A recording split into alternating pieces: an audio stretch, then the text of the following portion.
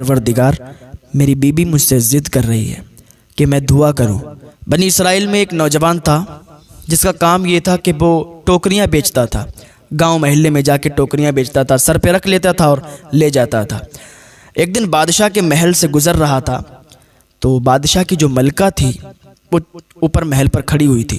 उसने जब इस नौजवान को देखा, हसीनो जमील नौजवान था, वो आशिक हो गई इस पर और इसको धोखे के ज़रिए से महल के अंदर बुला लिया और दरवाज़ा बंद कर दिया।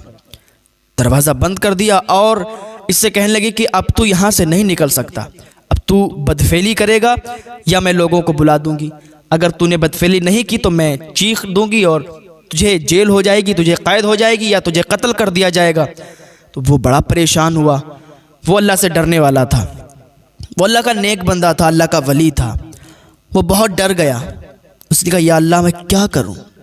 खौफे खुदा उस पर आ गया और वो कांपने लगा कि या अल्लाह इतना बड़ा गुनाह होने वाला है मुझसे, और ये औरत, ये मलिका मुझसे इतना बड़ा गुनाह करवाने वाली, या अल्लाह तू मेरी मदद कर। एक तरकीब आई। वो छत पे एक इस्तिंजा खाना था। उसने कहा कि मुझे इजाज़त दे तो मैं इस्तिंजा खाने जाऊं और फिर वापस आता हूं। मलिका ने सोचा इतना ऊंचा छत है, यहाँ से ये ना तो भाग पाएगा, ना तो यहाँ से कूद पाएगा, ना तो यहाँ से निकल पाएगा। इजाज़त दे दी। वो नौजवान जैसे ही ऊपर गया, ऊपर जाने के बाद उसने नीचे छलांग लगा दी। और जैसे ही इसने नीचे छलांग लगाई, अल्लाह ने हज़रत जिब्रील अलैहिस्सलाम को हुक्म दे दिया, जिब्रील जाओ मेरा बंदा फुला फुला जगह के। हज़रत जिब्रील आ गए और अपने परों को बिछा दिया। ये जैसे ही ऊपर से कूदा हज़रत जिब्रील के परों पे, आराम से हज़रत जिब्रील ने अपने परों के ज़रिए से इसे ज़मीन पे उतार दिया और ऐसे उतार दिया जैसे एक माँ अपने बच्चे को आराम से ज़मीन पे रखती है। जब ये नीचे उतर गया तो जल्दी से भागता हुआ अपने घर पे गया। जाने के बाद बीबी ने देखा कि शौहर घर पे आ गए। बीबी ने कहा कि आज कुछ पैसे कमा के लाए हो? उसने कहा, आज कोई पैसा नहीं मैंने कमाया, आज वसूली नहीं हो पाई, आज टोकरियां नहीं बिक पाई। तो बीवी कहने लगी, फिर ये घर कैसे चलेगा? फाके हो रहे हैं, खाना नहीं खाया है। इस नौजवान ने कहा, इंशाअल्लाह हम सब्र कर लेंगे। हम भूखे हैं तो क्या हुआ, हम फाके से हैं तो क्या हुआ, अल्लाह सब जानता है, हम सब्र कर लेंगे। और इसने अपनी बीवी से कहा, जाओ तुम तन्नूर जला के आओ। बीबी गई और तन्नूर जला के चली आई। जब तन्नूर जलने लगा तो पड़ोसन ने देखा कि तन्नूर जल गया है, तो आई आग लेने के लिए। और जैसे ही आग निकाल रही थी तो उसने आवाज़ लगाई, ए फुलानी देख तेरी तन्नूर में कितनी रोटियां आ गए और ये रोटियां जल जाएंगी, तो जल्दी से इसमें से निकाल ले आके। उसने जब इतना सुना तो चौंक गई कि मैंने तो सिर्फ तन्नूर जलाया है, मैंने तो उसमें रोटियां नहीं लगाई हैं, मैंने तो उसमें रोटियां नहीं पकाई हैं, मैंने तो सिर्फ तन्नूर जलाया है, ये रोटियां कहाँ से आ गई? उसके शौहर ने कहा, जाके देखो ज़रा। वो दौड़ती हुई आई, देखा कसम खुदा कि उसमें पूरा तन्नूर रोटियों से भरा हुआ था। पूरे तन्नूर में रोटियां ही रोटियां थीं। अल्लाह का शुक्र अदा किया, भागती हुई अपने शौहर के पास आई, कहने लगी, तुम अल्लाह के वली हो, आज तुम्हारे ज़रिए करामत हुई है, तुमने करामत दिखाई है।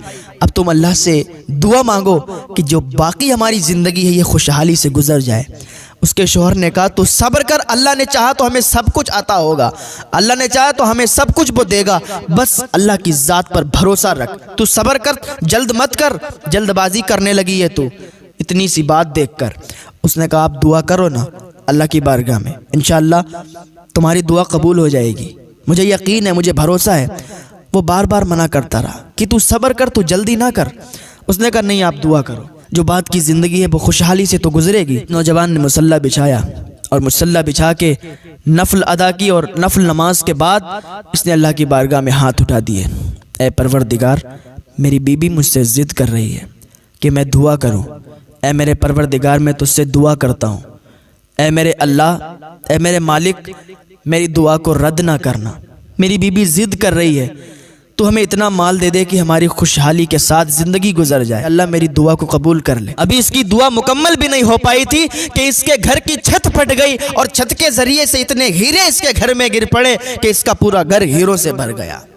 जब इसने देखा कि हीरे आ गए तो इसने अपनी बीवी को उठाया, वो सो गई थी, कहा, उठो देखो, तुमने कहा था ना कि मैं अल्लाह की बारगाह में दुआ करूं, अल्लाह हमारी दुआ को कबूल फरमाएगा। देखो मैंने अल्लाह की बारगाह में दुआ की, अल्लाह ने हमारी दुआ कबूल फरमा ली। देखो घर की छत फट गई और हमारे घर में हीरे ही हीरे आ गए। अब तुम अपनी ज़िंदगी ऐशो आराम से गुजारो। तुम कह रही थी ना कि बाकी ज़िंदगी हम ऐशो आराम से गुजारना चाहते हैं, तो गुजारो ऐशो आराम से, हीरे ही हीरे हो गए, हम लोग बहुत मालदार हो गए। उसकी बीबी ने कहा, मेरे शौहर, मेरे सरताज, अभी तक ये मेरी तमन्ना थी कि मैं बहुत ज़्यादा मालदार हो जाऊं, मैं अपनी बाकी की ज़िंदगी खुशहाली से गुजारूं, लेकिन अभी मैंने एक ख्वाब देखा है। मैंने देखा है कि जन्नत में कुर्सियां बिछी हुई हैं और वो कुर्सियां हीरे जवाहिरात से पुर हैं। उन कुर्सियों में हीरे जवाहिरात ज़बरदस्त लगे हुए हैं। मैंने पूछा, ये किसके लिए हैं? तो वहाँ मालूम चला, फरिश्तों ने कहा, ये कुर्सियां तेरे शौहर के लिए हैं। तो मैंने पूछा, इसमें सुराख क्यों हैं? कुर्सियों में सुराख थे। मैंने पूछा, इसमें सुराख क्यों हैं?